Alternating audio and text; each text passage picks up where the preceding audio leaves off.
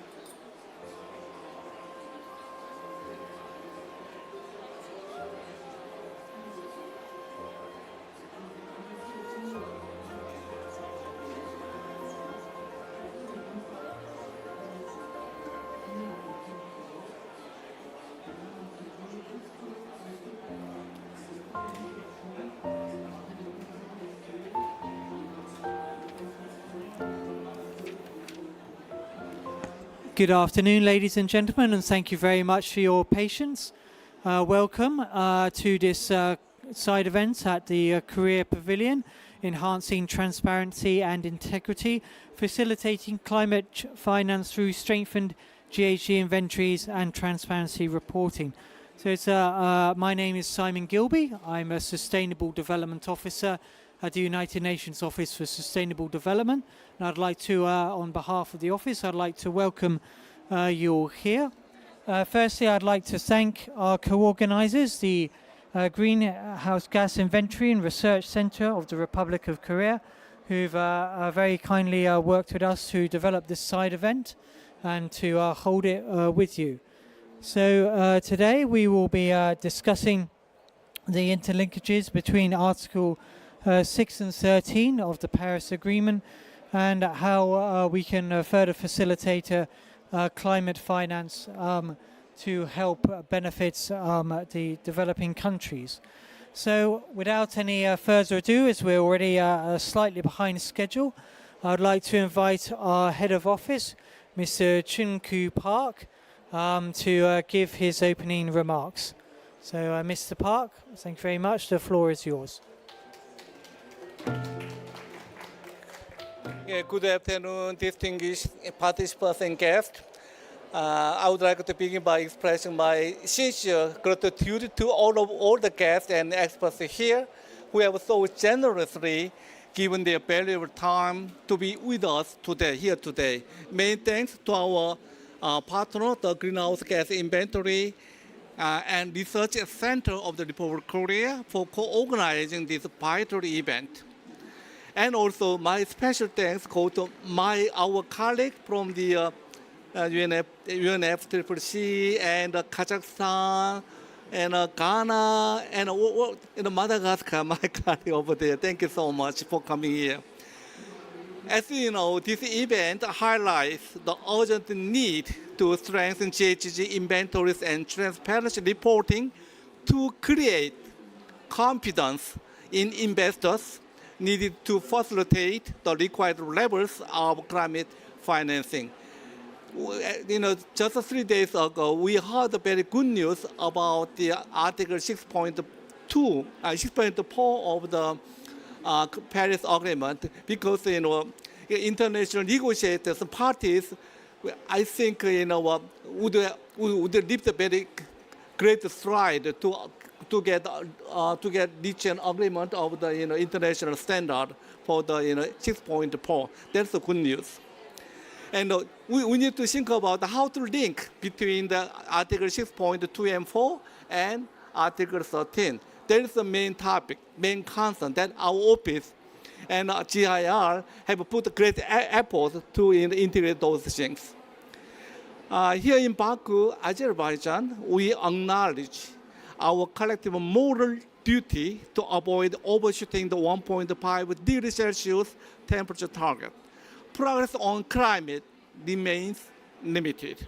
According to the recently released Emissions Gap Report 2024, in which global greenhouse gas emissions reached an all-time high of 57.1 gigatons of CO2 equivalent in 2023 last year, marking a 1.3% increase from 22 levels.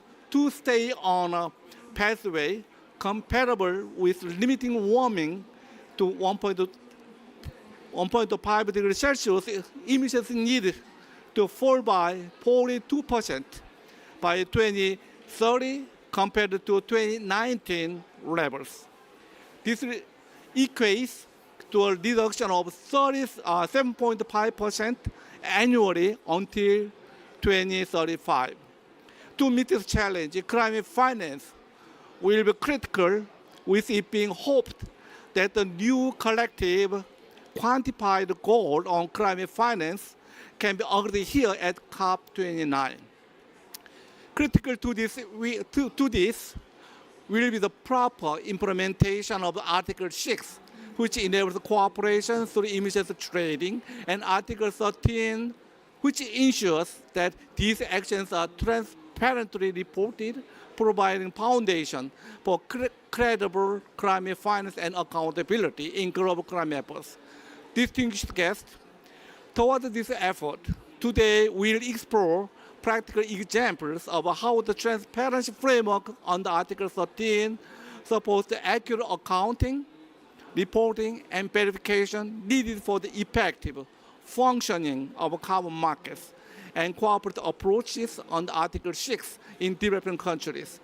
We are greatly honored to have the expertise of the UNFCCC, IPCC, and NDC partnership to let us understand deeper how to get reliable data and ensure effective measuring, reporting, and verification. We'll also hear country experience from Ghana, Madagascar, and Republic of Korea, and Kazakhstan, which will give us a deeper understanding of how countries are approach this issue and the challenges they face. Once again, thank you so much for your kind presence and contribution to our event, and I look forward to having a productive discussion. Thank you so much.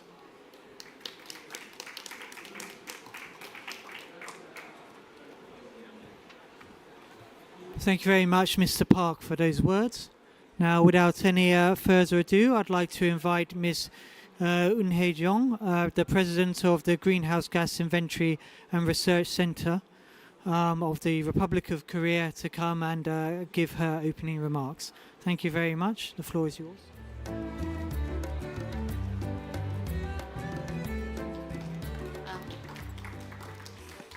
Distinguished guests, ladies and gentlemen, good afternoon. Thanks for the introduction. I am the President of Greenhouse Gas Inventory and Research Center, Ministry of Environment, Republic of Korea. I'd like to extend my gratitude to everyone attending today's event. This seminar, held here in Baku, addressed the critical theme of ensuring transparency and integrity, facilitating climate finance through strengthened greenhouse gas inventory and transparency reporting. I'm very pleased to join Mr. Cheong-kyu Park, head of the UNOSD, in delivering today's opening remarks. He was my boss when he served as a Vice Minister of Environment. He has an extensive knowledge and experience in climate policies, both domestic and international. And actually, he made Korea's emission trading scheme possible back in 2015 as the first nationwide ETS outside of Europe. And he actually wrote a book on ETS, Korea's ETS. I also would like to express my sincere gratitude to our distinguished speakers, Mr. Davor Vasily Guy, sorry for my pronunciation, from UNFCCC Transparency Division, and Mr. Sandro, from head of the IPCC Greenhouse Gas Inventory, TFI Science Division. Yeah, thank you. And the Dr. Jongchol Bang of GIR, my organization, and along with other presenters from Kazakhstan, Ghana, Madagascar, who will share valuable insights of national cases of greenhouse gas management and transparency. By the end of this year, all parties to the Paris Agreement will be required to submit their first biennial transparency report to the UN. And BTR is a system for assessing each country's commitment to its NDC targets.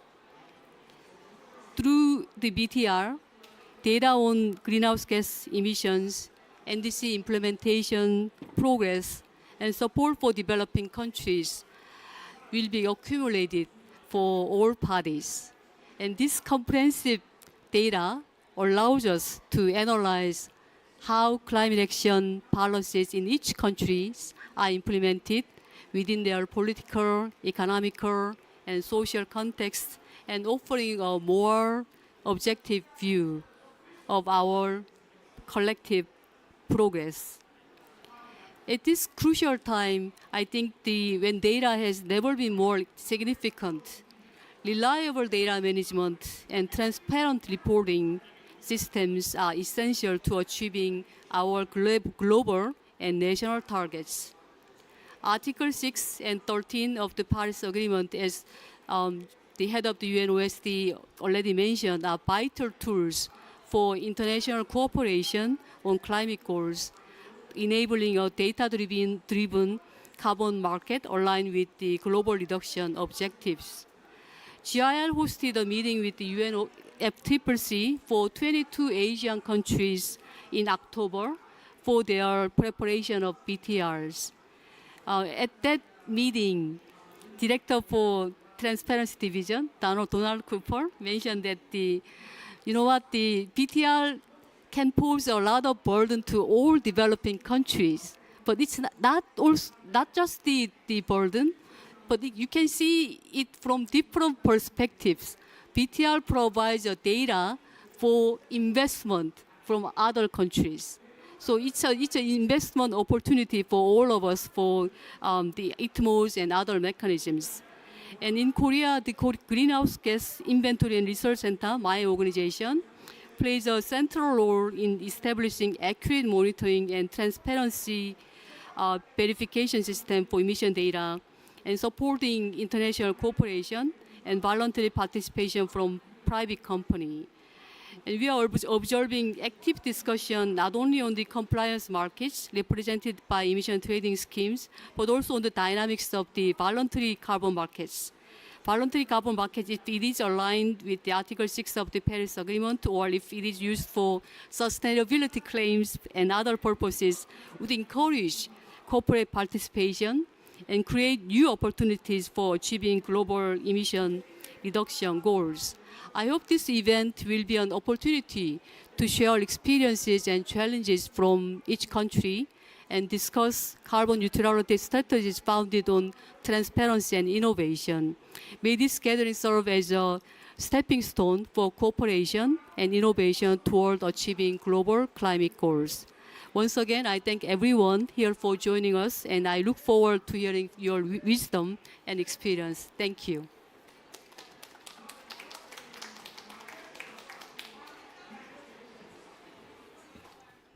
Thank you very much, Ms. Young, for your wise words and remarks. So, without any, we'd now like to have a brief moment for our speakers to have a quick photo shoot.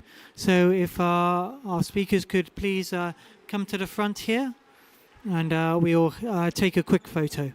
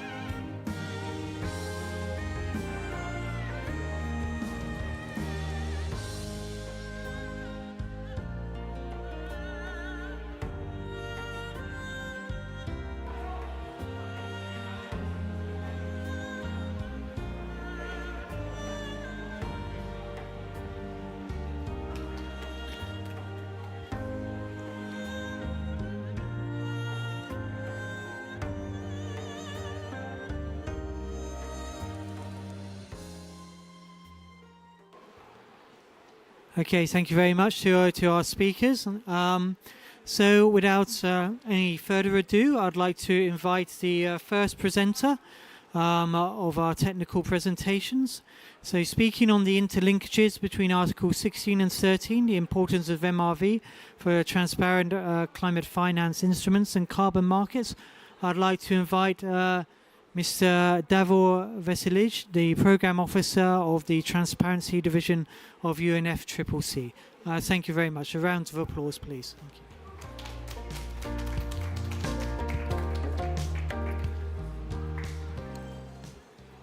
Thank you very much, and good afternoon, dear colleagues, ladies and gentlemen. First of all, I would like to sincerely thank the organizer for inviting the Secretariat for this side event.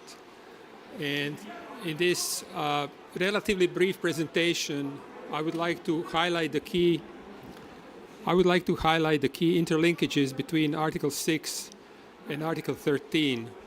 So let's start from the beginning, because I'm sure that all of you are quite familiar, but let's see what is the first link between Article 6 and 13, and just coming from the Paris Agreement. So Article 6 is about voluntary cooperation between parties to implement their NDC and to increase the ambition.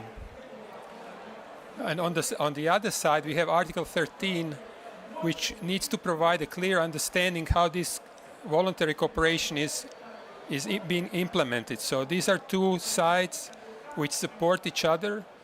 And I think at this level, it's clear that this is the first link, I would say. But there are many other linkages, mostly on operational and technical level. And in this presentation, I will mostly focus on at these two levels.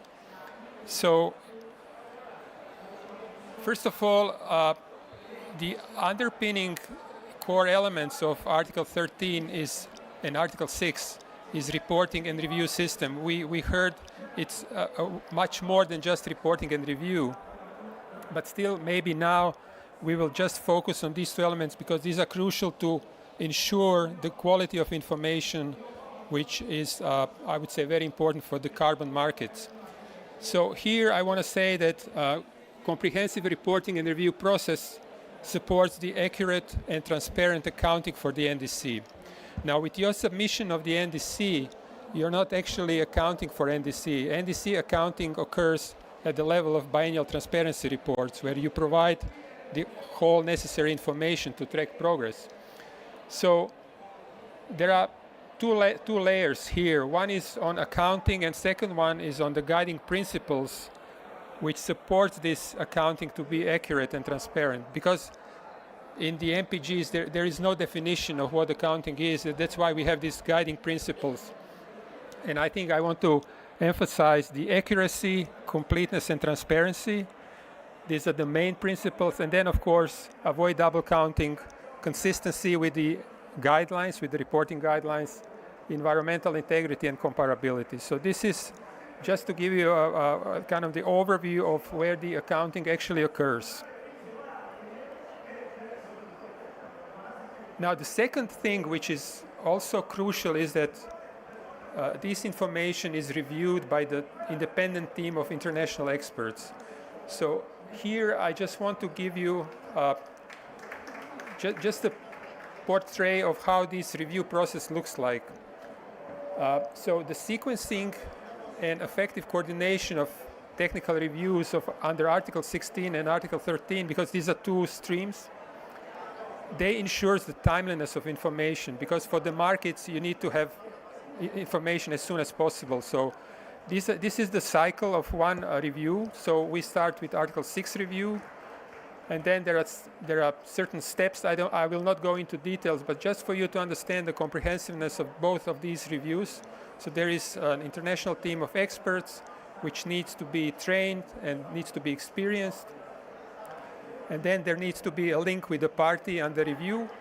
So once the Article 6 review is done, is completed, this review report is transferred to the Article 13 team, and they consider the information reviewed by the Article 6 team. And then we start with the Article 13 with the review of BTR. So the whole process is finalized with the publication of the review report. But the important link here is that Article 6 report should be prepared before we start with the Article 13 review in order to be considered. So timing and sequencing and coordination is crucial for this phase. Now, going more to the technical level, this is just an example of the structured summary, which is the central piece of the information that links Article 6 and Article 13 data. So, as you can see, the main level is about the indicators that parties are using to track progress of the NDC. But then parties can participate in voluntary cooperation, which could generate ITMOs or now also the other market mechanisms units. And as you can see, the large part of the information is specifically focusing on Article 6. Which ends with the annual emissions balance. So here we kind of interlink the information on your indicators with, with the use of ITMOs. And here we can see that there are certain calculation steps that needs to be performed, and review teams needs to check the accuracy and transparency and completeness of these steps. Of course, with our experience in the reviews, we can see that there are some recommendations which needs to be put to the party because information is not always complete and transparent. So this is something which comes out as the result of the review process.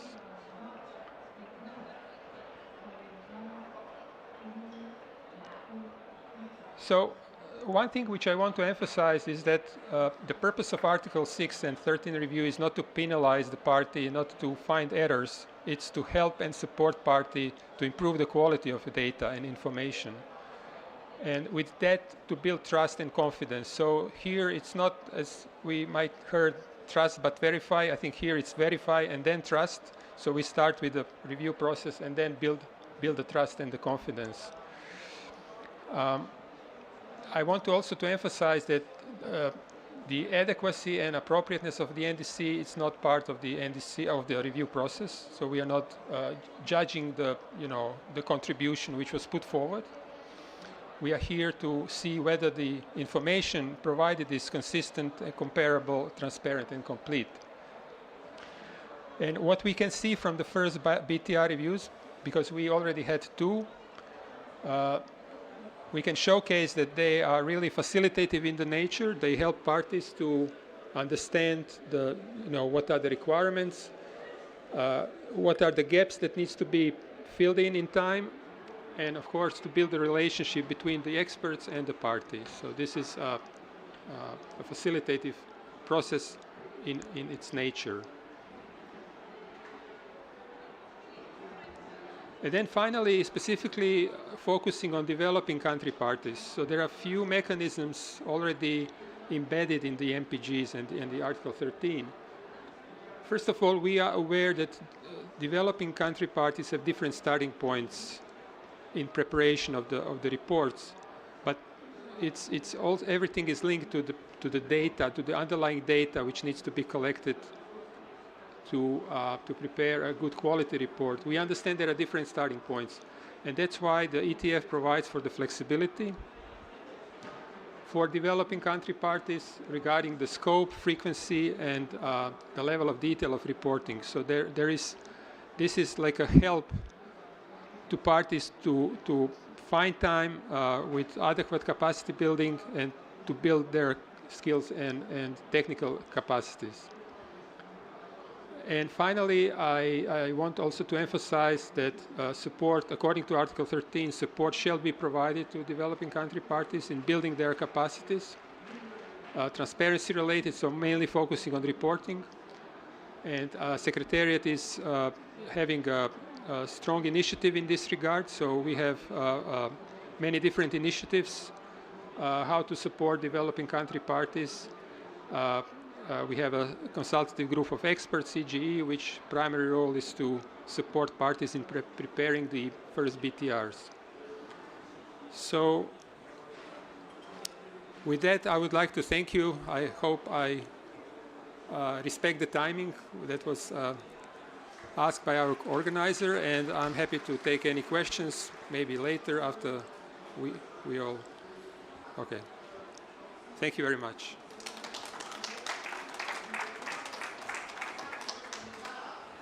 Yes, thank you very much, Davor, for that excellent presentation.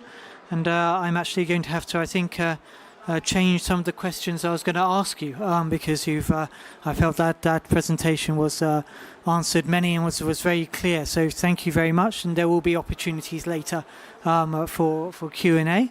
So yeah, without any further ado, I'd like to ask our next presenter, Mr. Sandro Federici, who is the Head of Science at TFI IPCC at the TFI TSU, and he'll be presenting on Article 6 National Greenhouse Gas Inventories and the IPC inventory software, a consistent implementation.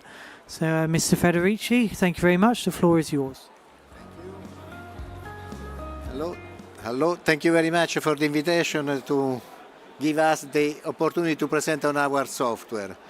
The IPCC inventory software is a tool that has been developed since 2012, but now it's changing significantly, dramatically its goal. It was just for Tier 1, and now is a tool to allow users to estimate greenhouse gas emissions and removals, applying any of the IPCC tiers, Tier 1, Tier 2, Tier 3, and approaches. It also is interoperable with the UNFCCC. So using the software, you may prepare a complete inventory to be just submitted to UNFCCC. No, I guess this is the other one. Yes, a little bit of framework. When you come under the UNFCCC to anthropogenic emissions and removals, the methodological basis is always IPCC. This is true for the greenhouse gas inventories. You see, Article 4. For the NDCs. This is true for the greenhouse gas inventories. And this is true also for Article 6, both 6.2 and 6.4. Anyhow, emissions removal shall be estimated according with the IPCC methodologies. So, which are the key messages here? Every time you estimate anthropogenic emissions and removals, you shall apply the IPCC methodologies. The IPCC inventory software apply IPCC methodologies. It calculates according with the IPCC methodology. It is, as I said, has interoperability with the UNFCCC tools. And so it allows to estimate and track within national gas inventories any of the mitigation action that the country is implementing. You may identify Article 6.2 activities, Article 6.4 activities, NDC mitigation actions, all within the greenhouse gas inventory. This means that you have full consistency between the different tools. You avoid double counting because it is all there, and because you apply IPCC methods, there is also environmental integrity, not hot air accounted. Okay. Depends also on the activity data, but let's assume that you do your good job. Now I show you an example on the application of the IPCC inventory for estimating within a national gas inventories 3 subunits. Article 6.2 that can originate ITMOS, Article 6.4 and other NDC mitigation action. Let's see an example. Unfortunately, I hope you may see. Anyhow, the Article 6.2 contribution is to phasing out from coal. This is a simulation. 6.4 is upgrading power plant to combined heat and power production. And then there is a carbon capture on which is an NDC activity, carbon capture. This is the base year. You start with your estimate in 2015, is Paris Agreement, so I put that one. You see the software calculate the emissions according with the 3 subunits. You have your activity data and the software calculates the emissions. Then in 2018 you add renewable energy. I put a wind farm that is needed. You are phasing out for coal, so you need additional source of energy, but it is renewable. So you will see the renewable energy, the emissions is just 0. I hope you see. Okay, then you input the data, you go, and then you have, once you have entered your time series of data, the software has a functionality to make data entry easier by entering data by time series with an Excel tool based. Okay, and you have your, at the end you have your, you may show your decrease in emission. This is combined. This is the national greenhouse gas inventory, so you have the NDC contribution, you have the Article 6.4 and Article 6.2 all together. Of course, you may disentangle the various contributions. In case of developed countries, this is NDC and greenhouse gas inventory. No? Developed countries have they need to take economy-wide NDC, so the entire national greenhouse gas inventory is their NDC and shows is the monitoring for the NDC and shows in its total the contribution the country has for climate change. So I went quite fast. It's a quite simple presentation. Again, the inventory allow user to estimate according with the IPCC good practice. He produce estimates that comply with UNFCCC requirements for any of these elements. And here the proposal, I'm presenting you the option to use the software in an integrated manner to identify all the 4 elements together in a single tool. The software is supported by us. We keep developing the software. Every 3 months, more or less, we issue a new version. This doesn't mean that you need to re-enter the data. Each version is fully consistent with the data, with the previous database, so it's just a matter to upgrade the database, and you have the estimates in the new tool. We have guidebooks, step by step, that guide the user in how to use the software. We have an help desk, you write, and within the week we always provide an answer. Sometimes we need to fix it because some bug is found. It's rare, but but this also ensures that in case there is any bug, is fixed and a new version is released as soon as possible. We cooperate with UNFCCC at the training workshop, presenting also our software, and every year we have a meeting of the user where we collect feedback and in order to make the software more user-friendly. We are discussing also with other actors in the capacity building for activities to support the user of the software. And this is the end. I will be happy to answer any question, I guess, after the next presentation.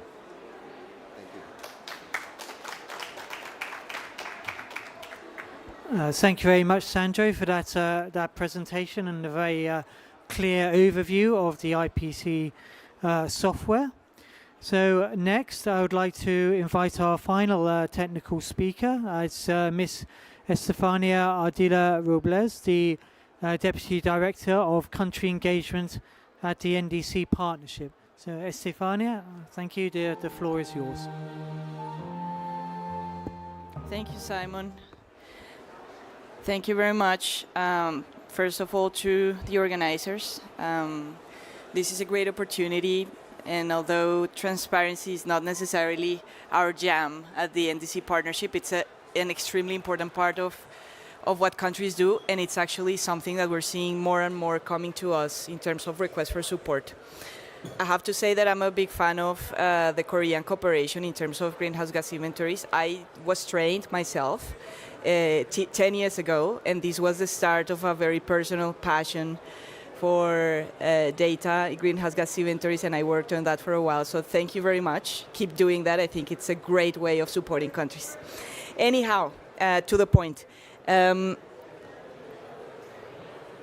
very, very quick word about the NDC partnership. We are a coalition of countries, developing, and over 100 institutional members that work together under a common objective of advancing the implementation of the Paris Agreement. So that is a big, big objective that entails a lot of different things. And we are, essentially, we are a support unit. There's a support unit, and part of that support unit that conducts a matchmaking exercise between what developing countries need and the resources that the partners have to offer. This is, in simple terms, how the partnership works. So, definitely Article 6, carbon markets, non-market approaches as well, is a key priority for many of the countries that are our members that come to us requesting support for technical assistance, for expertise, for resources. You see that graph showing the dots, like a little bit of a heat map of where these requests for support are popular and really, you could say, all over the place. Globally, this is a pressing need. We have 31 countries that have requested support on topics around markets, many of those connected with the transparency requirements to make them operational, and we deliver that support through the members of the partnership. We've worked very closely with ICAT, for instance, PADPA, Perspectives, Climate Research, UNEP, UNDP, the European Commission, the World Bank, and many more. This is just a subset of the institutions that have engaged in providing that support to countries.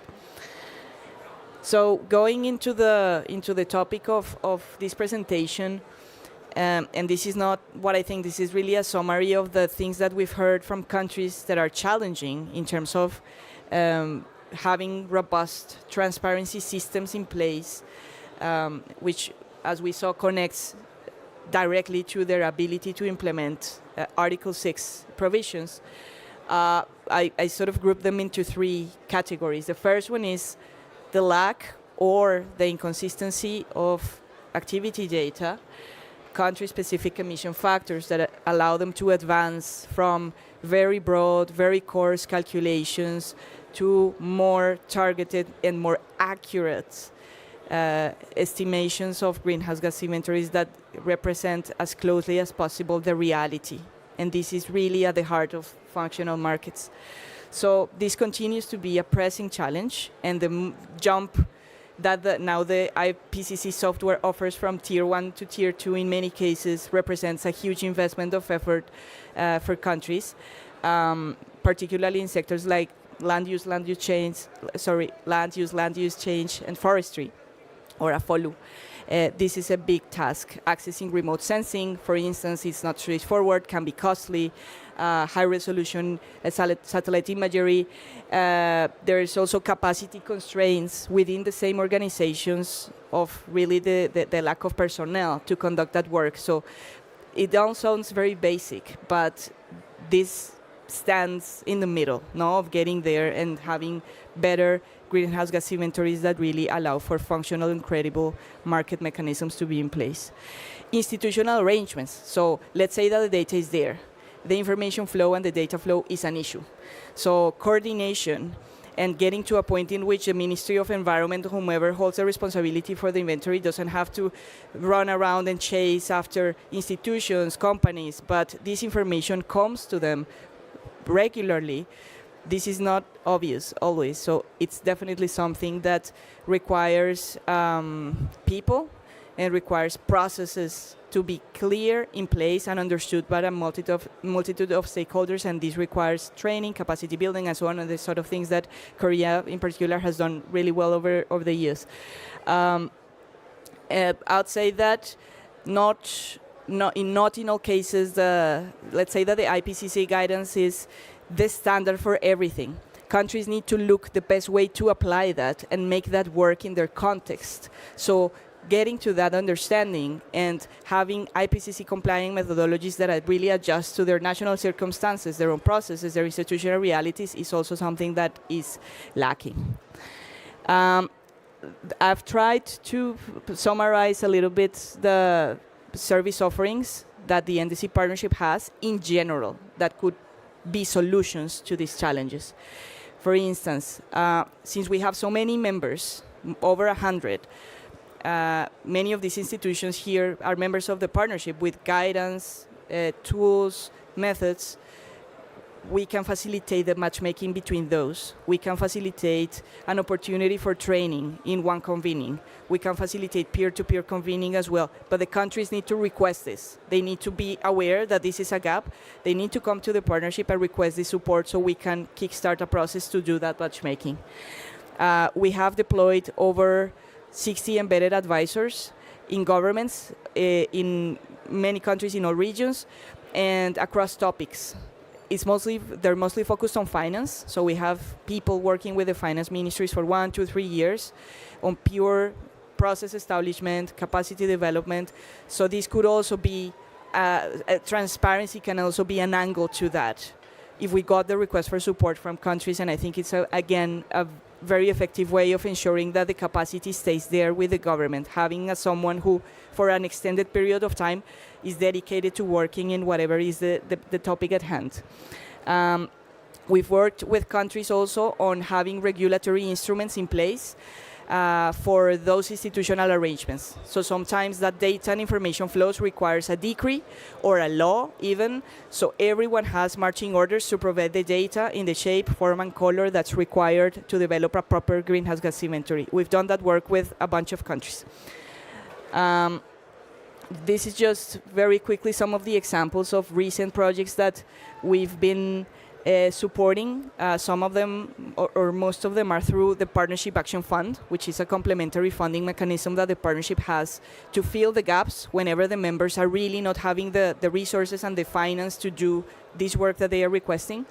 So Peru, for instance, requested a database supporting guidance, market-proof NDC mitigation measures, and a whole set of deliverables to help them strengthen both their framework for markets and their reporting instruments to make the markets operational.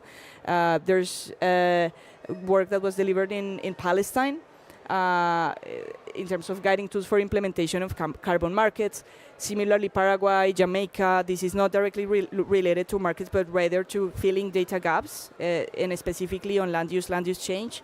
And same for Ecuador, who had really a big gap in terms of emissions factors for the energy industry sector. So they really did great job with IRENA in producing this information to incorporate it in their next greenhouse gas inventory and, of course, their upcoming NDCs. So I'm closing my intervention. This is kind of off topic, but not. Just to give you a snapshot of the work that we're doing right now, which is also our top priority as the partnership to deliver NDC 3.0 in conjunction with LTLETs. We have a window specifically devoted for ambition raising. We are really, really working hard to get NDC 3.0 delivered on time together with the countries. We have 60 countries that are seeking support for NDC 3.0 at the moment. Most of them are partially or fully serviced, so we know work is ongoing, and we're really hopeful that we will start seeing submissions by the first quarter of next year. Also, admittedly, a lot of challenges and many countries saying it's going to be really tough to meet those deadlines. And really, the point that I want to make here is that this is not, this is, I guess that the quality of this work hinges on the quality of the data that's behind the projections, the creation of pathways, and this all starts with, in many cases, greenhouse gas inventories and the data underlying them. So we must not lose that clarity and that perspective, because honestly, it seems a little bit disconnected, and NDC seems like a separate world, and it's like a separate set of narrative, and sometimes even countries themselves do not really realize what is the connection there. So this is work that's ongoing, and we're very interested in hearing from both countries and partners that are ready to support this work and deliver it with quality. So yeah, thank you very much.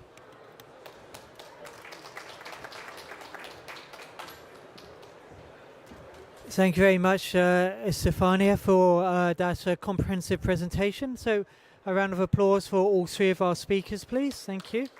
And I would like to please invite them to come forward to the stage, and we'll have a quick Q&A. So could you please take a seat on the stage.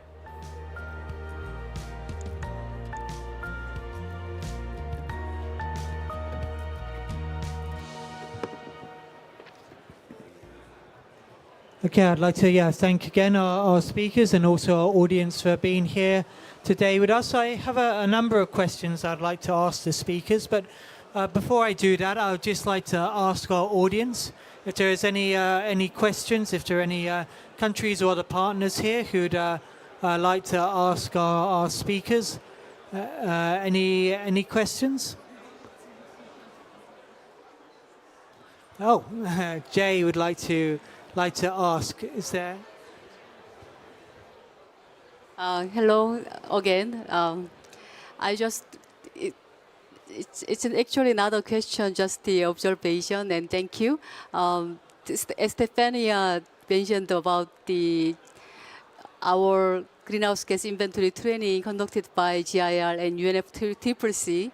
We already have been doing for 13 years. We trained more than 200 experts from 100 countries. And actually, I just wanted to mention that the next week, with the Minister of Environment of the Republic of Korea and Transparency Division Director, we are launching a new full package transparency training on 19th of November, the Thursday. So I just wanted to mention that. Thank you. Thank you very much. Is there anyone else who would like to? We have a question from the gentleman there.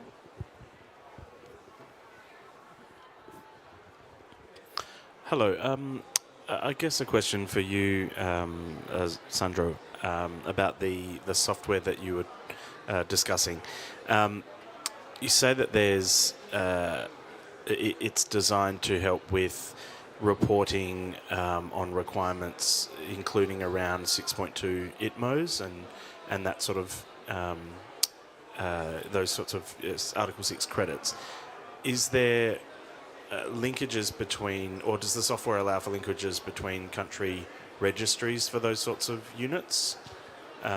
Or is it, how does that? No, it's not connected to any registry.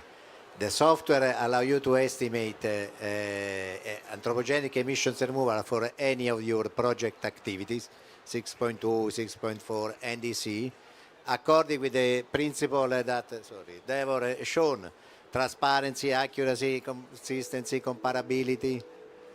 And because it's integrated, for sure you don't have double counting, because that unit is part of the inventory, so it's part of your national total. There is no double accounting. For the environmental integrity, it depends if the data that you use are good enough. That's. Okay, thank you. Thank you very much for that question. Are there any further questions? Okay, so thank you very much for our speakers. I mean, there were three very interesting presentations, and from three, you could see the kind of the thread between them. That we had the NDC partnership discussing about the capacity building of the countries, how helping them, gather the data, create the inventories. We had the UNFCCC talking about working with the countries to ensure that the data is correct and it's clean. And then we have the IPC discussing their software and how this can be how this is used to develop the inventory. But here I think we had a number of themes about I think emphasis repeatedly, I think, across all three about the need for the data, supporting the data. I mean, we are here to discuss the carbon markets, and we know that at the moment, when we talk about people, selling the carbon credits, you're looking at often around $10 a ton. But we know that the real ambition here is to get to about $100 a ton. That this is the number that's seen as that's going to make a real difference. That makes many projects that particularly developing countries that would like to tap into this climate finance. That's the kind of the number that makes these projects much more feasible. But we seem to be an order of magnitude away from that number. So I'm not quite sure which one of you, because I think perhaps all three of you could perhaps potentially answer this question. But no, I mean, how do we get there from where we are now? What are the main the specific obstacles? What maybe is, I know there's no necessarily one magic silver bullet, but if there was one particular area that we should be focusing on, to really improve the data and to be able to manage that, I mean, what would it be? Shall I pick on someone, or is there any of you would like to volunteer an answer? Yes. See, but please consider. Anyhow, please consider that is my personal opinion, because IPCC doesn't work on market. But the price is the result of the demand and supply. So the demand is the NDCs. If you don't have ambitious NDCs, there is not enough demand for the supply. And the supply also should be, I mean, if it's what the atmosphere sees, we always, in the Kyoto Protocol, the language was what the atmosphere sees. The atmosphere doesn't see projections. The atmosphere sees historical emissions and current emissions. So far as you work on what the atmosphere sees, the supply won't be so overwhelming compared to the demand. So these are the two elements: ambitious NDC and baseline that do not project into the sky, because otherwise. I see. Thank you. Thank you, Sandro, for that excellent answer. So, yes, Davor, I was also wondering, obviously you're talking about, it's important, and I think it was an excellent, well-received point about, your work is not about, judging the NDC.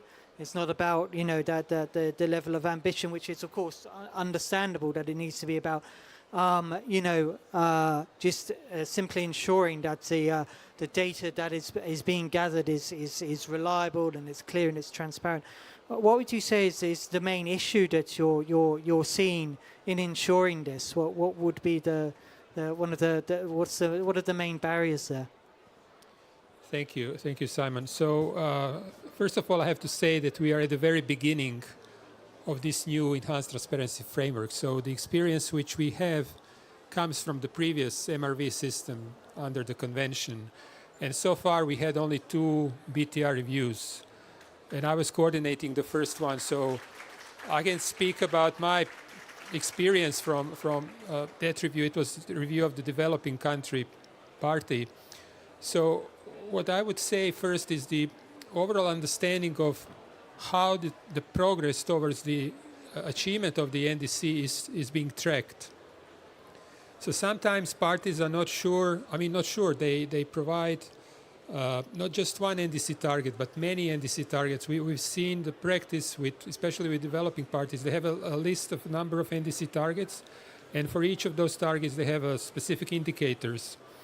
So in discussion with the parties, and this is something maybe for Estefania also to try to streamline the number of NDC targets, because for reporting and review it's a really heavy burden for parties to collect activity data and information for each and every indicator they use, and the list could be really long. You can have from 10 to even 100 indicators. So I would say this is one lesson learned so far. So we, of course, again, we are not there to say that these indicators are not appropriate. We are just there to advise parties. Maybe there is some simpler way, taking into account your capabilities, to collect all the information and to present it to the expert review team. So that was one I would say main message which we have. And another, it's I think this is a bit of a specific case, but for very small parties there is always capacity constraints in terms of human resources. So we have only a few people covering many things, almost every kind of possible reporting obligation. So I would say that would be my second takeaway from this review, but I'm sure there are many others. We have to start, and next year we will have at least 50 or 60 technical reviews, so we will get much more experience. Thank you. Thank you very much for that clear response. And yes, of course it needs to be. Sorry, yes, of course it needs to be remembered that unfortunately we are, still in some respects in this area, in the foothills. I think yes, you brought up a very good point about the raw data and the gathering of the data in the countries, which is a particular challenge. Estefania, if I can ask, I'd imagine this is something that you in the NDC partnership, you've been working with countries on, and I was wondering whether you could talk a little bit about how countries can ensure that their internal data collection is really robust, and how they're really covering all of the bases to make a really strong GHG inventory and NDC.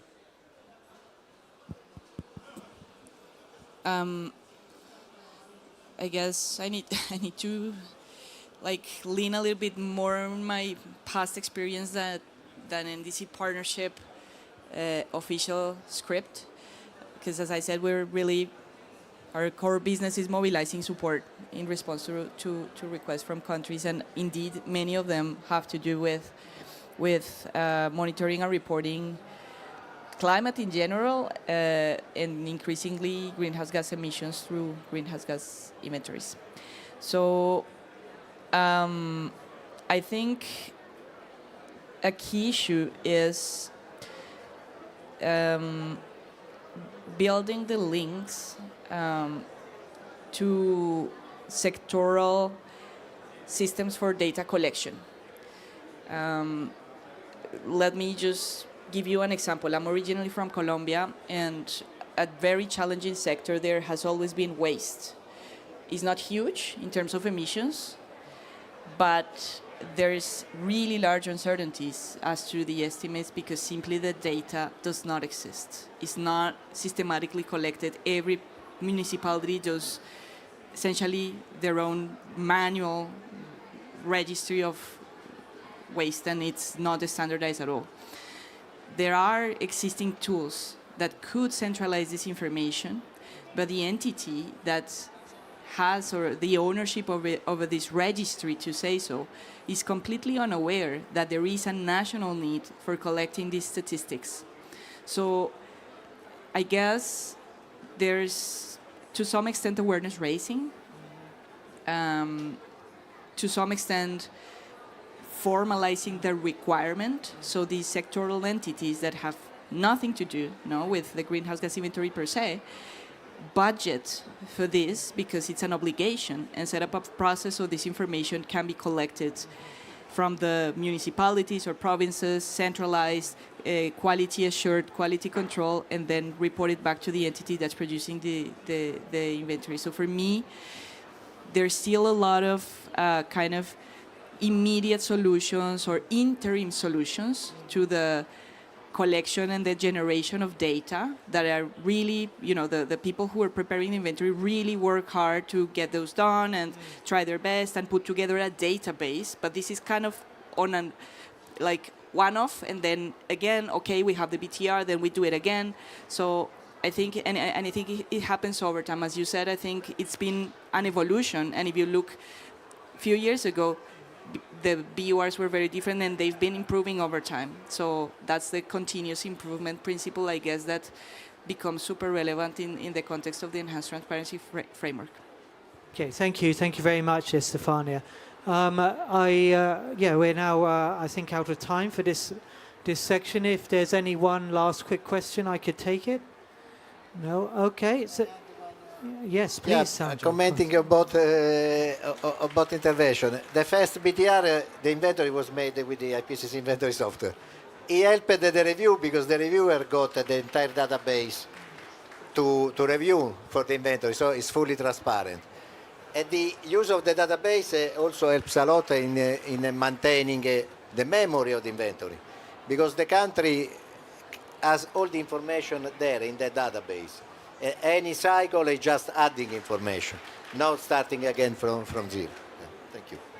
Okay, thank you very much, Sandra. I think, however, just to sum up, that it's been three excellent presentations, and we can see, there's a common theme here about the issues around data that perhaps go back to the processes going on within the countries, and obviously with the enhanced NDCs that we're seeing, there's opportunities here to further grow capacity and improve improve the measurement. So, a round of applause, please, for our three speakers, and thank you very much.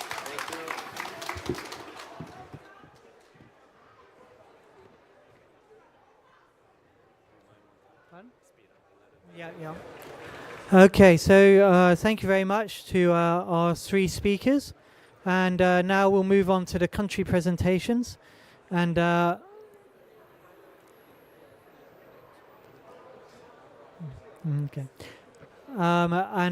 first I would like to bring our representative who will be discussing the Korean case, Dr. Jung-Chul Bang. Please, the floor is yours. Thank you.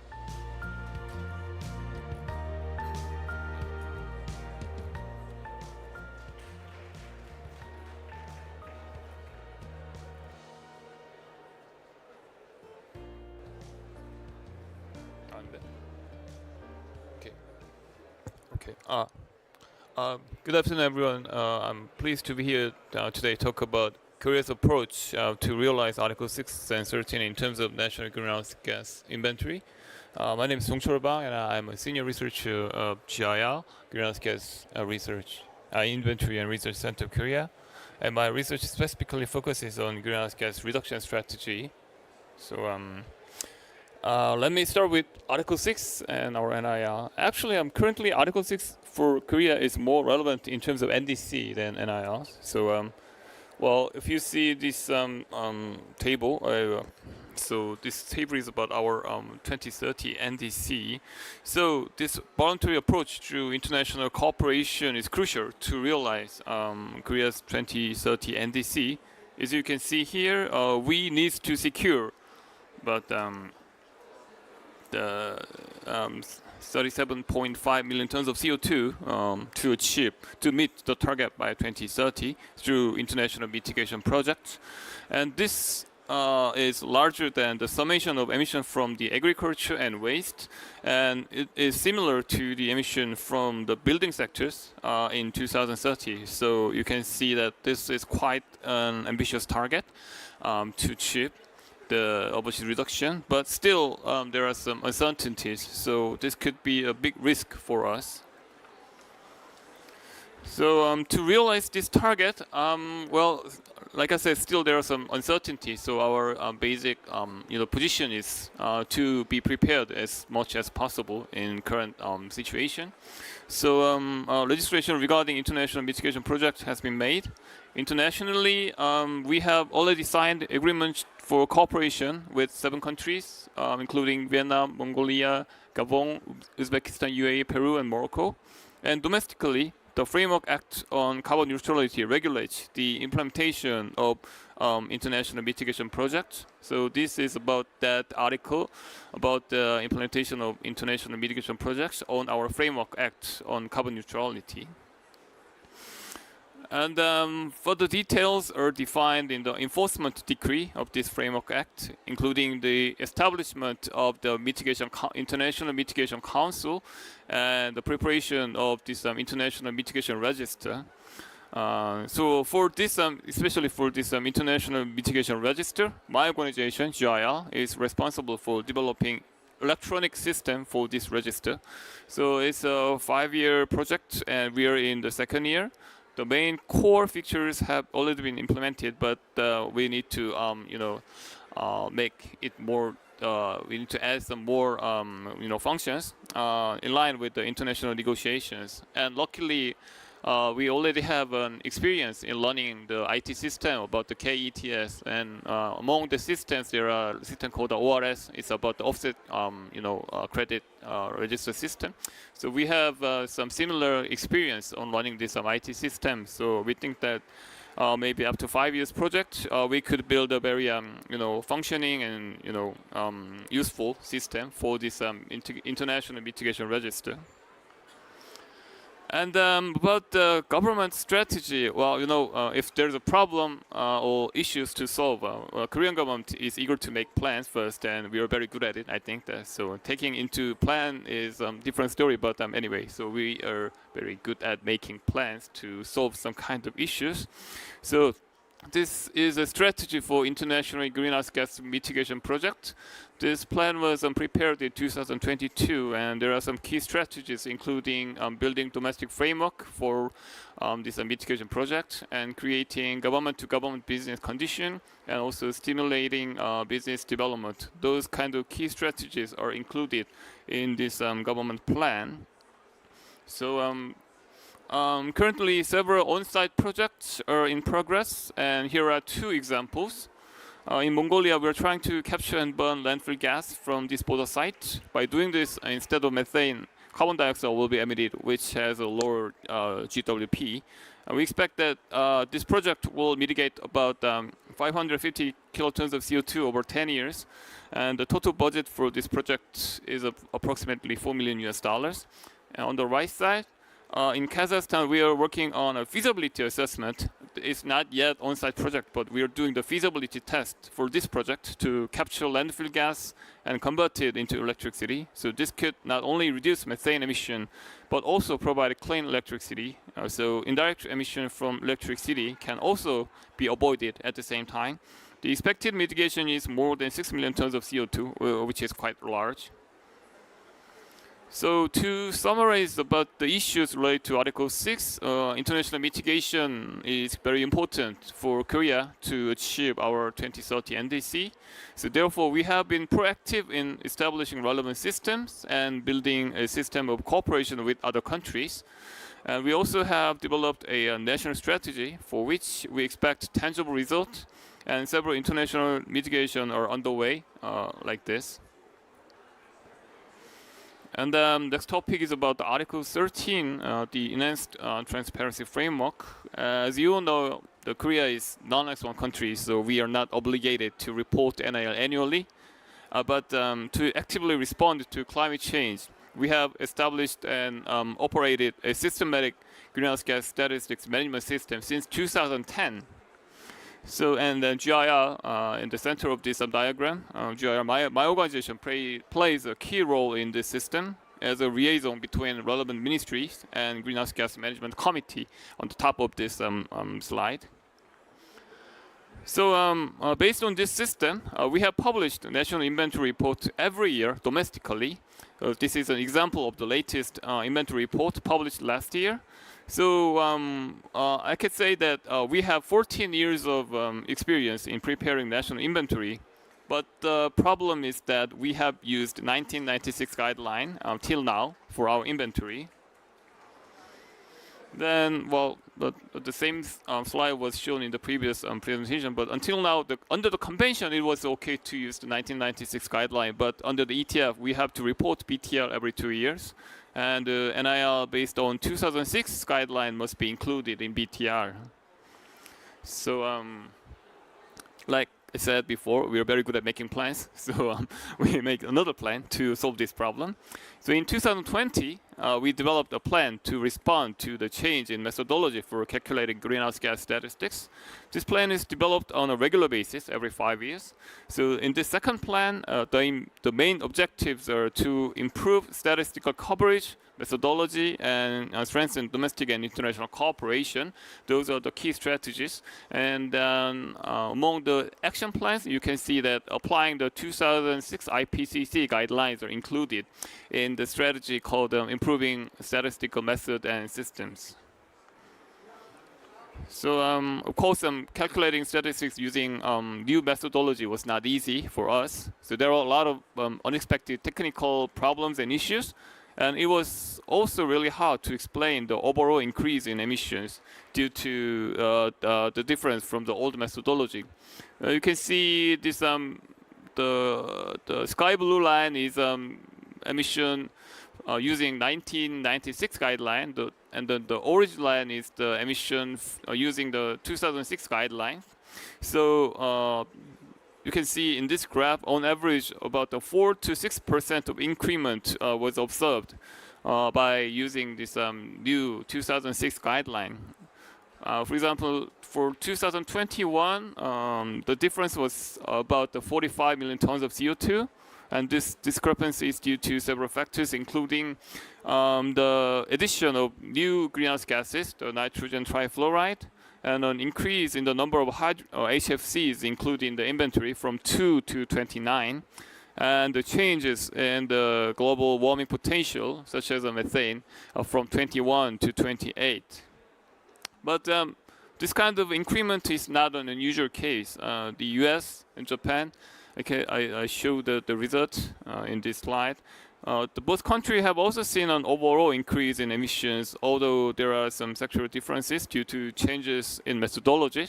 So both countries also experienced increment of their emissions by changing their methodology, the calculating methodology of their greenhouse gas emissions. So in September of this year, we officially announced our brand new NIR using 2006 guidelines. So now, based on our updated NIR, we are eagerly preparing our 2035 NDC, and hopefully we could meet the deadline of the submission, but we'll see in the future. Okay, so to summarize the issues related to Article 13, we have already accumulated experience in inventory calculation since 2010. But the previous NI was based on the 1996 guidelines, and it was required to be updated using 2006 guidelines under the ETF. So through extensive research and a holistic approach based on government plan, we have just finished updating our NIR with 2006 guideline, in accordance with Article 13. So you can find the details in our forthcoming BTR in this December, I guess. And as a next step, we are currently working on 2035 NDC based on our updated NIR. So that's all for my presentation. Thank you for your attention.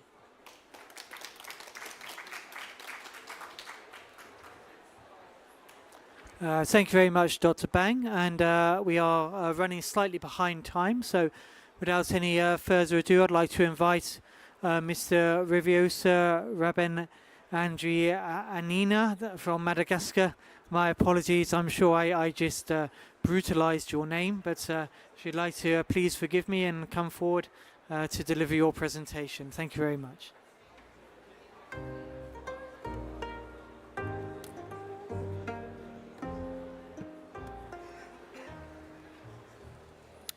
So, good afternoon, everyone. Thank you for UNOS to invite Madagascar in this side events.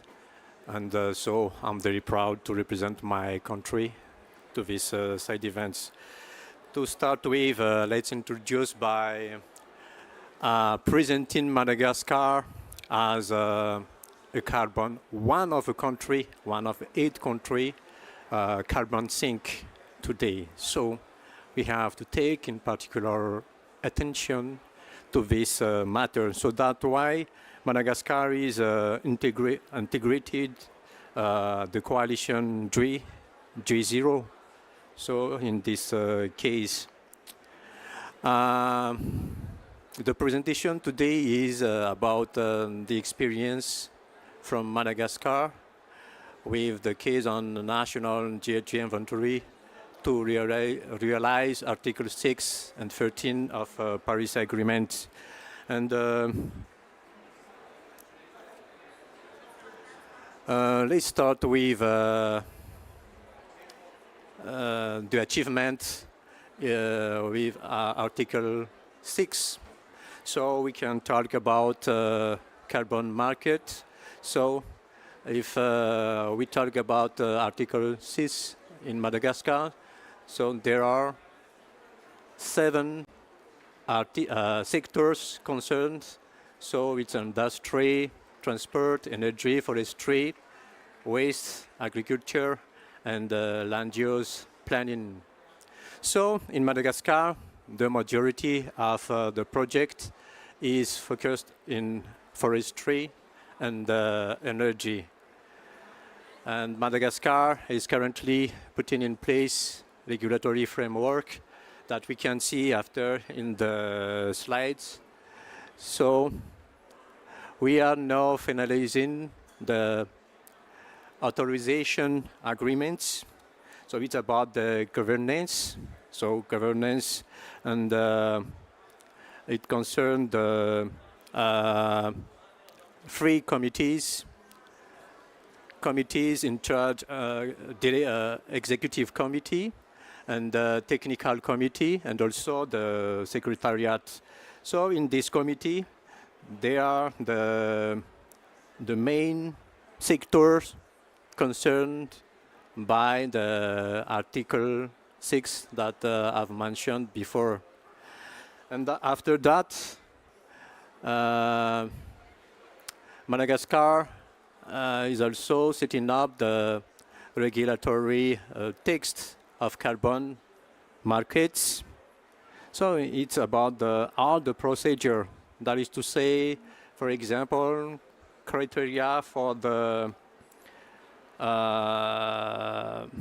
approbation, for example, so the files, every files to be delivered, and also the condition of participation to market carbon.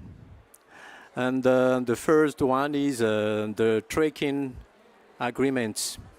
So Madagascar is now using VERA registered. there is not yet national register. So, but Madagascar is thinking about to have his own national register to be connected with the UNFCCC register. And let's move on now to the international support for carbon market. For example, just an example for Madagascar, just about multilateral development banks. So there is a collaboration with World Bank through the Carbon Initiative for Development. So it's about capacity building of all stakeholders and also for all actors in carbon market. And the second one is international organization collaboration. So this mentioned here, pollination, that is an international organization from Australia. And it works with our NGO national, Tandavanal, with training stakeholders on the carbon market, setting up a roadmap of Article 6.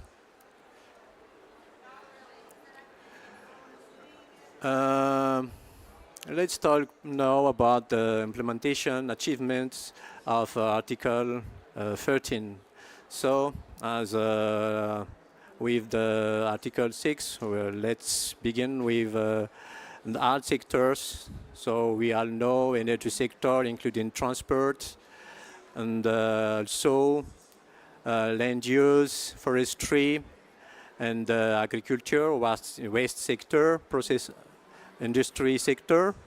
And Madagascar is now in early stages of preparation of his fourth national report, and the biannual update report is to be submitted on 2025.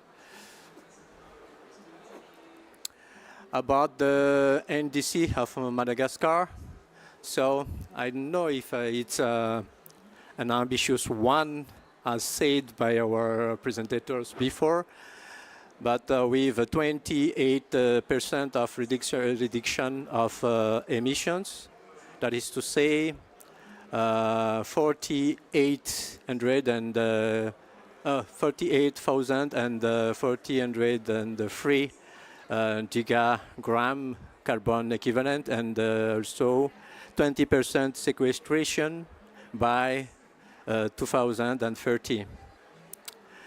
There is also the monitoring progress of implementation, so capacity building with ICAT.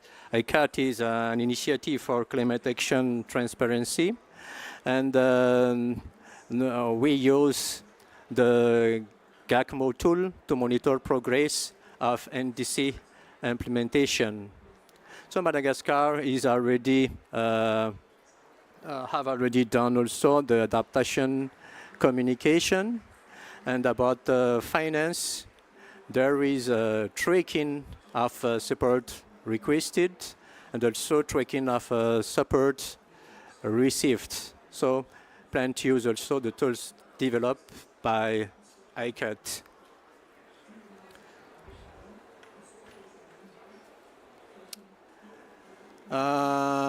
How about the links between GHG inventory and Article 6 and Article 13?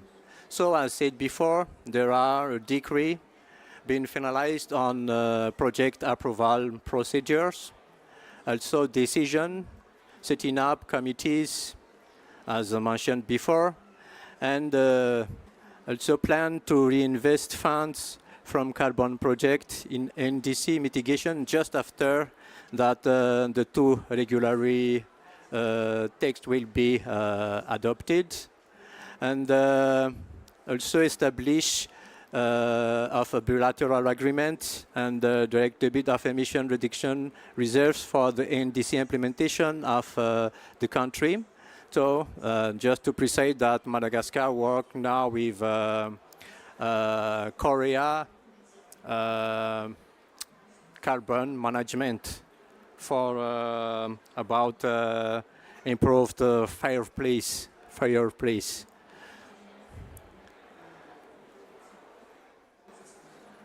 And after that, so the regular procedure is to prepare of our reports related to Article 6 and Article 13.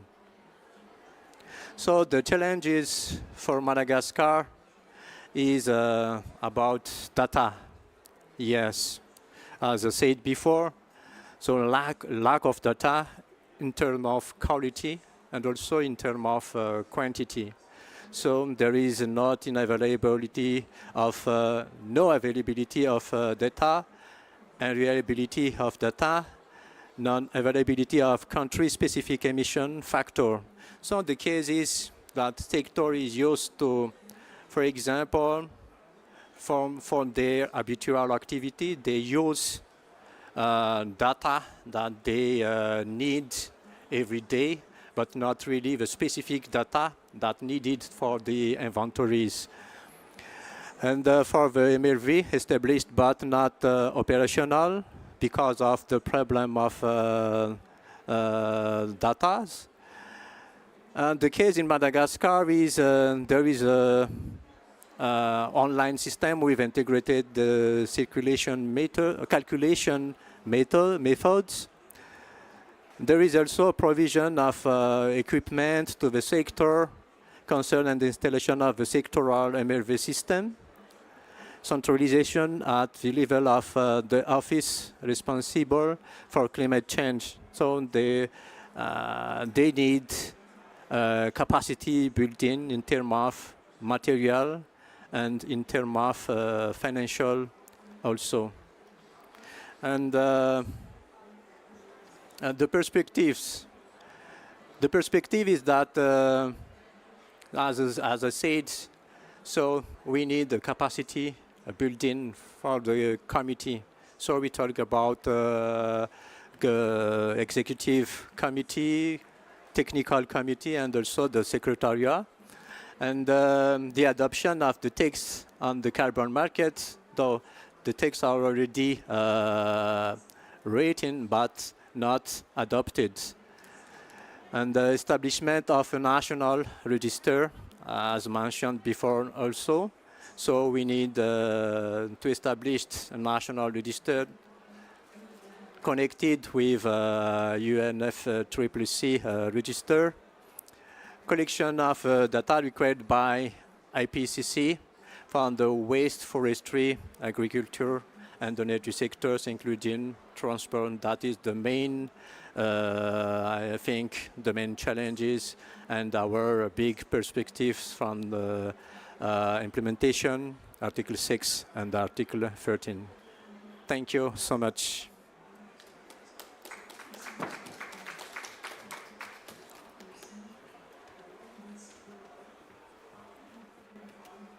Thank you very much, Mr. Rivio, sir, for that excellent presentation. And obviously, we can already see the very clear differences between Madagascar, obviously being a carbon sink country at the beginning of its processes, where Korea, obviously having a further developed. There's much that can be learned from each other.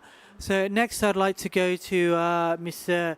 Gima Mohammed, who is the Deputy Director of the Ministry of Environment, Science, Technology and Innovation in Ghana. Thank you very much, sir. The floor is yours. Good evening, and thank you very much for inviting Ghana to this very important program. We know ourselves and Korea, we are currently in the process of signing a bilateral agreement on Article 6, and so we hope that this will be one of the processes that we go through.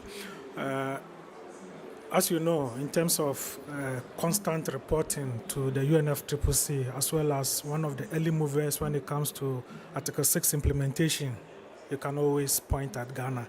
And so we have a lot of experience both in Article 13 as well as Article 6.2 and how each of them connect to the other.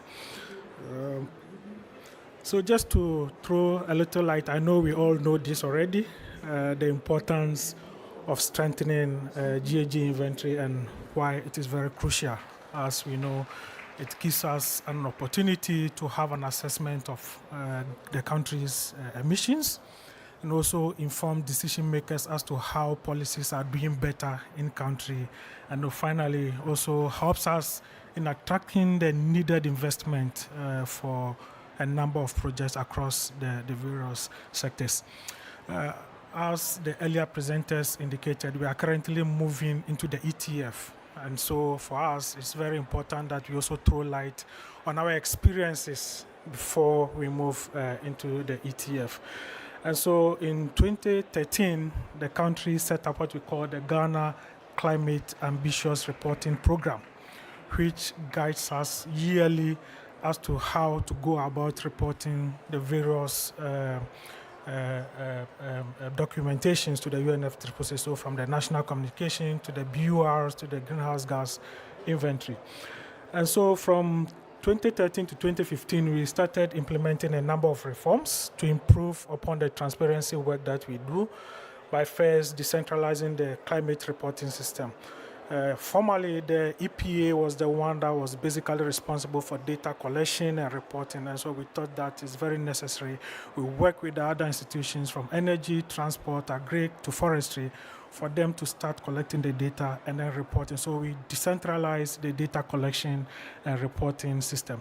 So we also developed a manual that will guide the decentralized institutions on how to collect data as well as report. We also undertook a number of training with the help of the UNFCCC as well as the CGE, and also with the Greenhouse Gas Management Institute on how to undertake some of this assessment. Again, from 2015 to 2024, we've managed to submit 2 NDCs. We are currently working on the 3rd one, as we all know.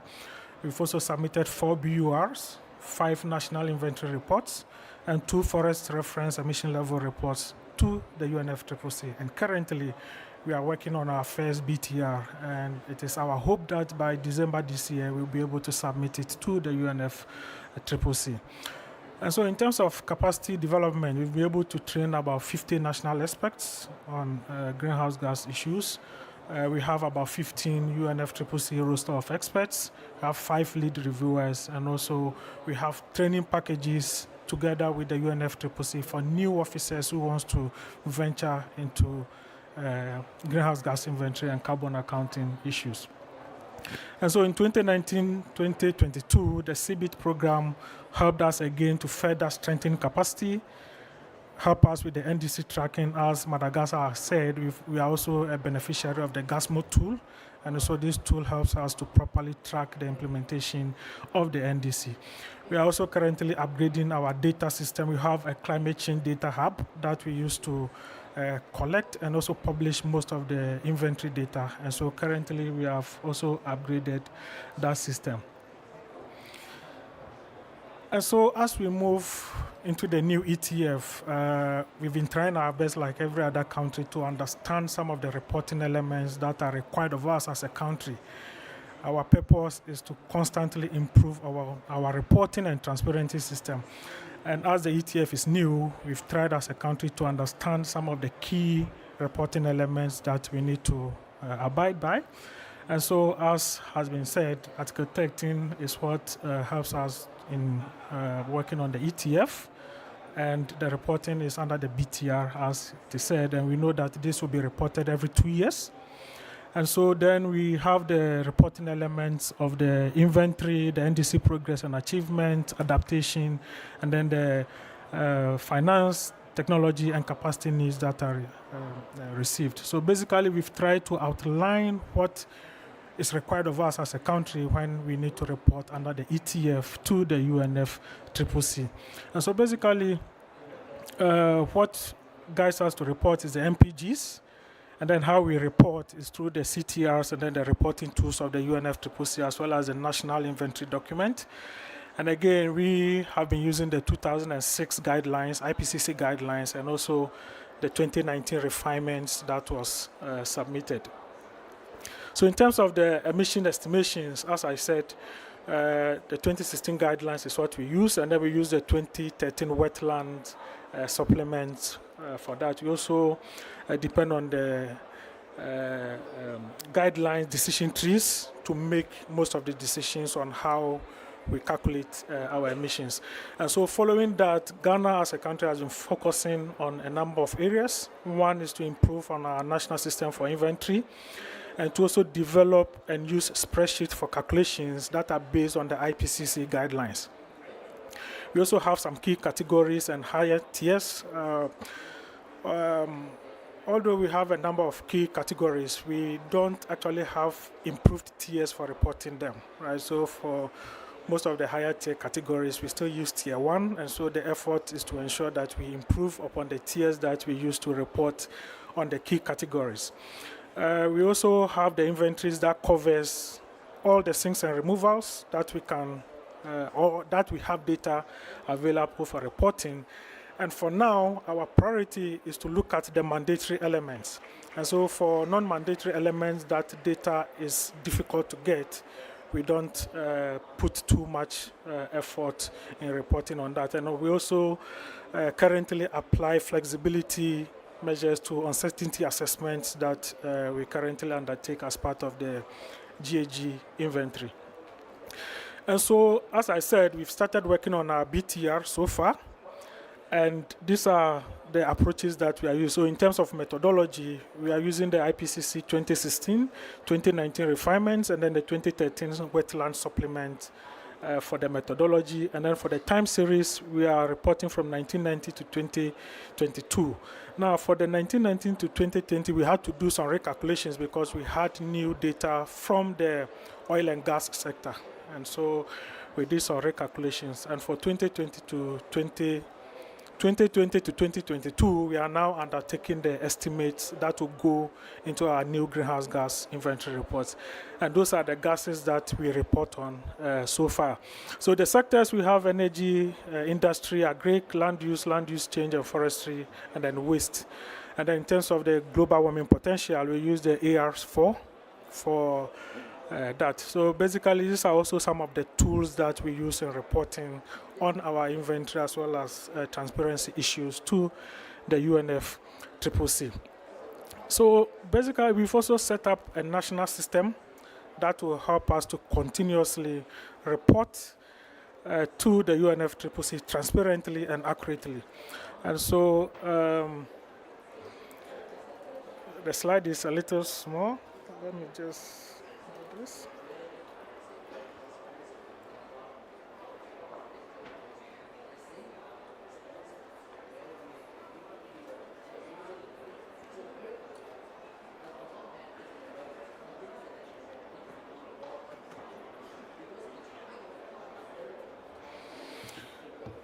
Okay, so I can still see. So if you look at the national system of data reporting, this is how we collect data from the decentralized level before it is reported to the UNFCCC. So we have the public source, which is the Ghana Statistical Service, and then we also have individuals who provide data to the government, as well as the reports that the sectors themselves write. And then we've set up sector working groups from energy, industry, agric, and forestry, and then also waste that works on this data. This data is then submitted to the EPA, which is the inventory compiler. They do the needed QA, QC on the document and ensure that it conforms and uses the appropriate methodology. And then this is finally submitted to the Ministry of Environment for signature and then submission to the UNFCCC. So as I indicated, we've so far worked on the BTR and we've made some progress.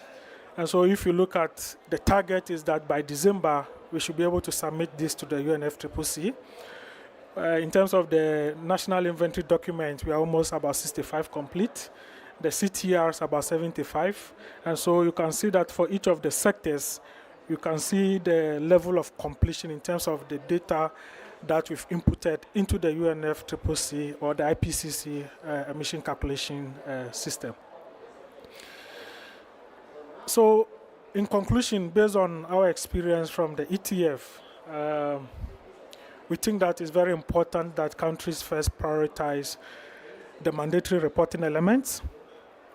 We also have to focus on completeness and improvement over time, because most of the things are extremely difficult to be done. We can't do everything now, and so with time, we are able to improve upon that. We also think that there's no perfect BTR. Submit what you have. Don't wait till you think that it is 100% perfect before you submit it to the UNFCCC. And so we also think that the data entry point for the ETF, we did an assessment and we noticed that we have about 1,324 data entry points for the ETF reporting alone. And so we believe that it is important we have multiple focal persons who have access to the UNFCCC online system for inputting the data. One person cannot do this. It will give you a big headache. So one thing we also think is that each country should make sure they have multiple focal points who have access to the UNFCCC online data, because the data points are too many. Now, linking the transparency reporting to Article 6 issues. So Ghana in 2021 submitted our updated NDCs to the UNFCCC, in which our target was to reduce emissions by 64 million tons.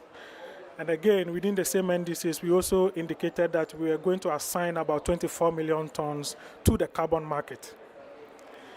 And so in that line, we went ahead to develop the Ghana International Framework for Market and Non-Market Mechanisms that is currently guiding how we engage with countries when it comes to Article 6 implementation, linking it to Article 13. We've so far signed about 3 agreements with the government of Switzerland, government of Sweden, and government of Singapore, and we are in discussions with the government of Korea and Liechtenstein to also sign an agreement on Article 6.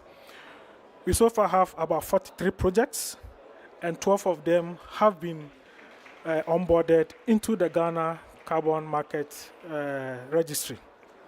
We also have 2 unilateral agreements with British Petroleum and Mercuria Energy in Japan. And so in all this, linking this to how we are able to mobilize finance, looking at transparency and also Article 6, Article 13, we've so far realized about $800 million in investment from the countries that we are currently working with. And so for us, this is a huge progress that we've made. But this did not come without challenges, right? We feel that implementing a domestic transparency system is very tough and it's time consuming. And so we need a lot of patience to be able to do this. Again, limited funds have also hindered the rate at which we wanted to make progress when it comes to transparency reporting, and also low visibility. The data that we normally report on, there's low visibility to support policy makers in decision making. And so we think that it's highly important we bring the policy makers along when we are working on some of these transparency assignments. Again, quality data has already been mentioned by Madagascar, and this is a problem that cuts across all the countries. Capacity gap, especially for the private sector, because we think that they are the means by which we can mobilize additional and incremental funding to achieve the purpose of the convention. And so the capacity gap that we currently experience with them, also with the subnational level officers, is a challenge that we need to address. And again, the slow operationalization of the planned institutional arrangements that we have in our manual is also one of the challenges that we currently face. So thank you for listening.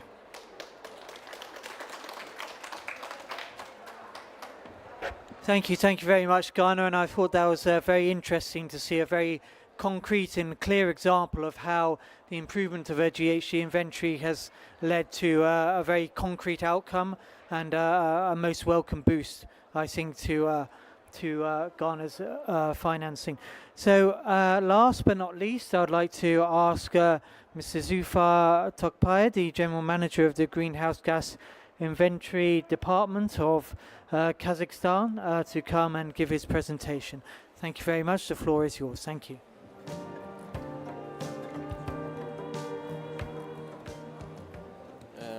Hello everyone. Thank you for invitation to this session. I'll be presenting Kazakhstan's National Greenhouse Gas Inventory, covering the period from 1990 to 2022. This inventory has been prepared by the Jasel Damu. This is my company. This is a joint stock company under Ministry of Ecology and Natural Resources of Kazakhstan, in alignment with our commitments to the UNFCCC and the Paris Agreement. Main legal foundation for national inventory is order of the Minister of Ecology, Geology and Natural Resources of the Republic of Kazakhstan,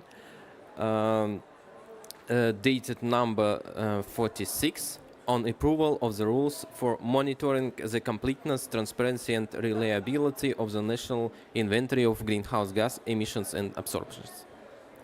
The preparation of a national inventory is a collaborative effort with different ministries and agencies. The working group involved in its creation aims to achieve several objectives: providing accurate data for calculation of GHG emissions and removals, ensuring quality control and verification through a QA/QC plan, and approving both the national inventory document and the CRT tables. This structured approach ensures the accuracy and reliability of the data we report.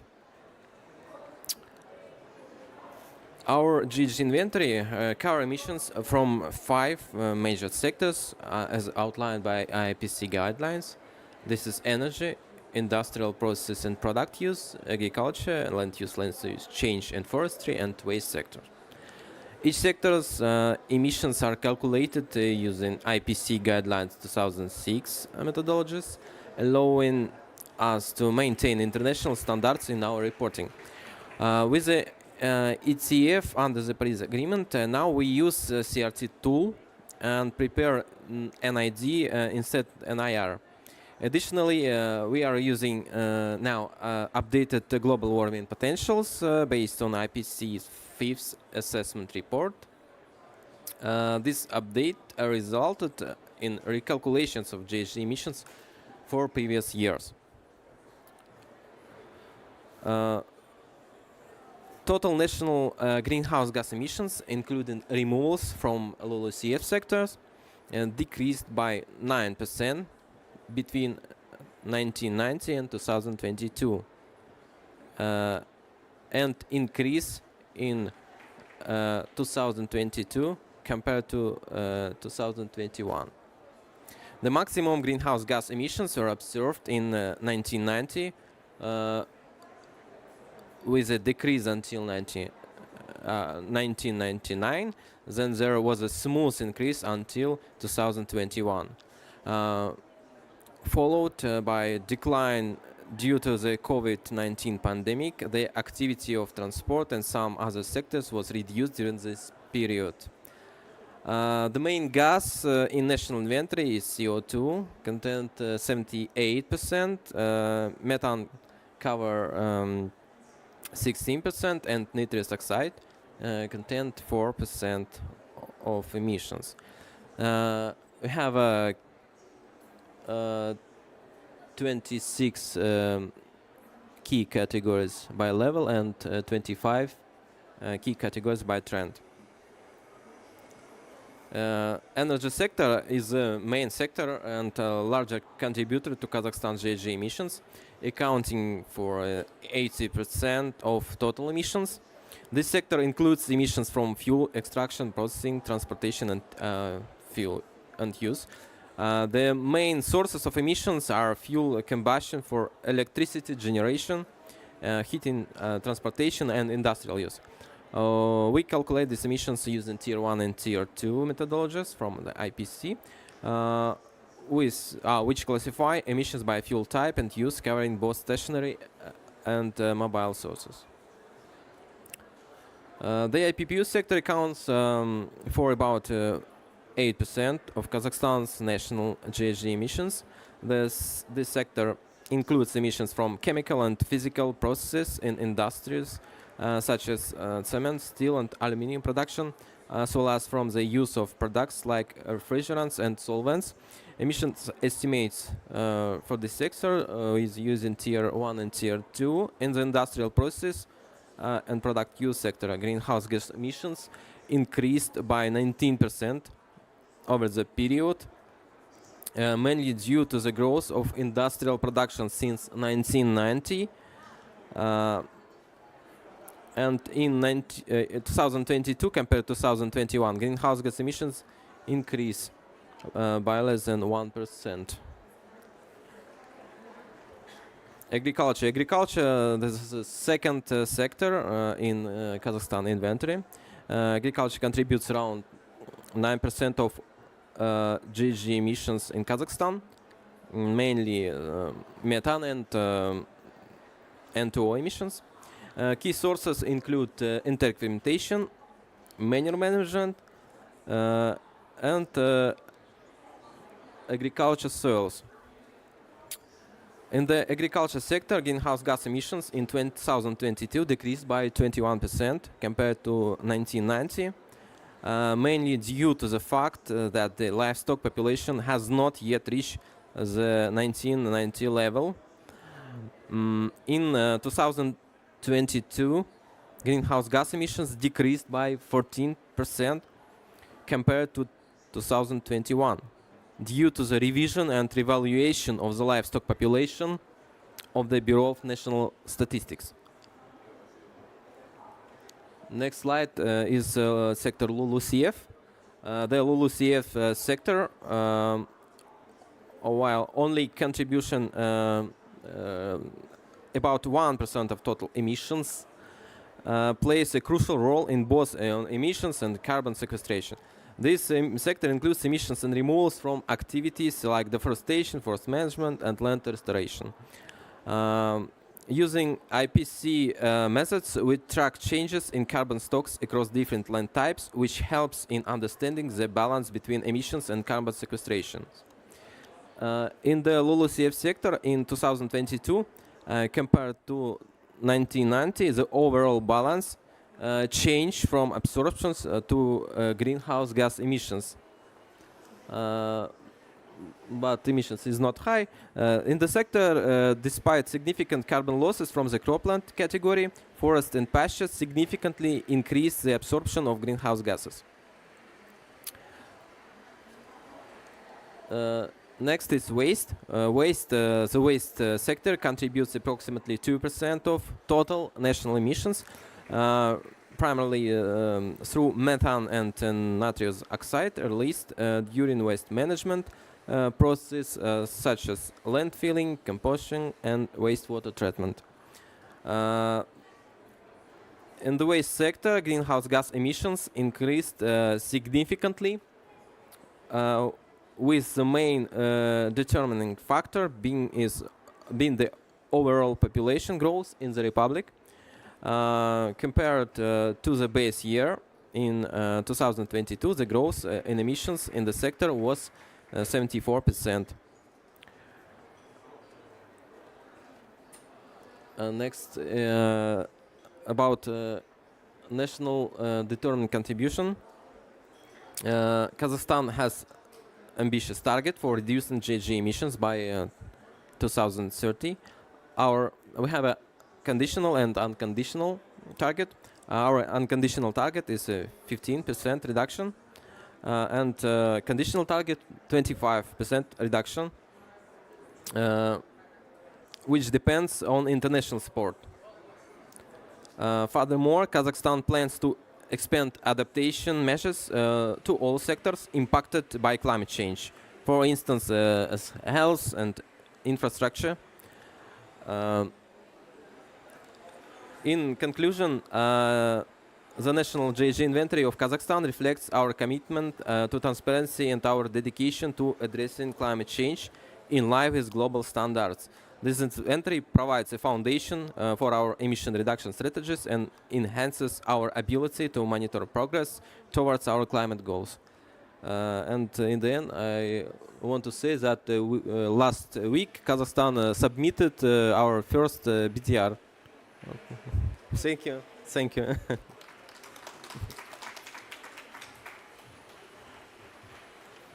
Yeah, thank you very much, Zufar. I'm afraid we were going to have a Q&A, but I think we're running out of time.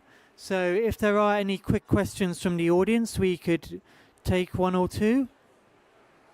No? Okay, then I'll just give some closing remarks. I'd just like to obviously thank again all four of our speakers, and unfortunately Ghana has been called away to his by his government, but just give a round of applause please for our three speakers. So yeah, we've heard some very interesting presentations from Korea, Madagascar, Kazakhstan and Ghana. I think 4 countries that are in very different situations in terms of their development of carbon markets, but also I think very interesting and clear examples of I think what the areas of commonality are that it's very clear what is needed to boost the carbon markets, and it's interesting to listen to this because it's I think with all aspects of sustainable development, I've had the privilege of working across mitigation adaptation in my decade of experience, and it's essentially in many respects at the high level it's always the same story, which is what we need is high-level buy-in to the process, the understanding that this process is going to be measured in years, that the people involved, need to have the remit, they need to have the authority, the resource given to them, and at that point, when that happens and the patience is there, we will see over time we will see the results coming in. We've seen that in Korea with the example from the Republic of Korea. We can see that starting to come in Madagascar. We saw the example from Ghana, and we're seeing also from Kazakhstan. So I think these are really the lessons that can be taken away, that we are, at perhaps the preliminary stages, but if we keep the patience, then the results will come. So thank you very much to all of our speakers, and thank you all for coming here today and listening, and we look forward to keeping in touch and working with you all towards building further improvements in carbon markets. So thank you once again, and that concludes our side event. Thank you.